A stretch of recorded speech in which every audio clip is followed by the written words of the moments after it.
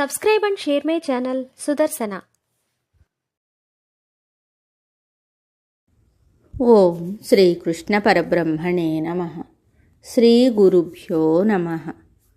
శ్రీమద్భగవద్గీత 18వ అధ్యాయము మోక్ష సన్యాస యోగము 22వ శ్లోకము.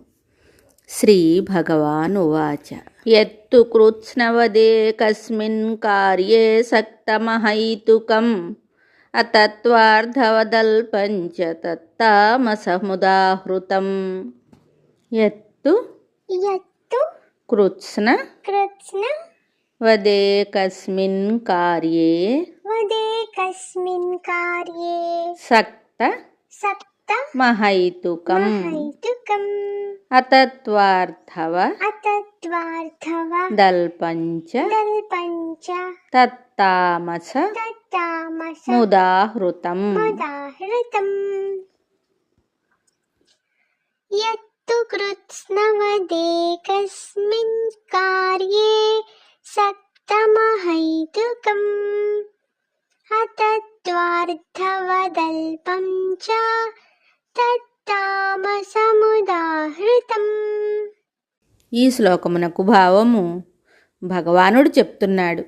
ఏ జ్ఞానము వలన మనుజుడు ఏదైనా ఒక పని యందు సమస్తమును అదేనని చిక్కుకొని ఉండునో, అందులకు తగిన హేతువు లేకుండునో, తత్వమును తెలియకుండునో, అల్పమైనదిగా ఉండునో, అట్టి జ్ఞానము తామస జ్ఞానమని చెప్పబడినది.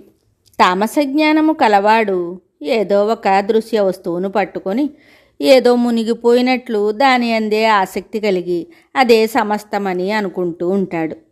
అతడు ఒక వ్యక్తి యొక్క శరీరమును మాత్రమే చూసి ఆ శరీరమే ఆత్మని, అదే సమస్తమని భావిస్తూ ఉంటాడు.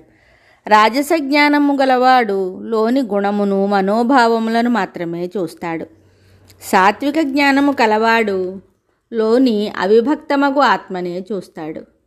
చంచల వస్తువులకు దేహము మనస్సు రెండును వికారవంతములైనవి, అస్థిరములైనవి కావున వానిని ఆశ్రయించువాడు వాని ఎడల దృష్టి కలవాడు అస్థిరత్వమునే వినాశమునే జనన మరణములనే పొందుచుండును.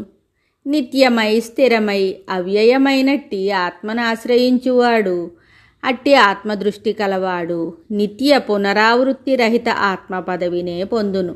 కాబట్టి రాజస తామస జ్ఞానముల రెండింటినీ వదిలి సాత్విక జ్ఞానంనే విజ్ఞుడు అవలంబించవలెను.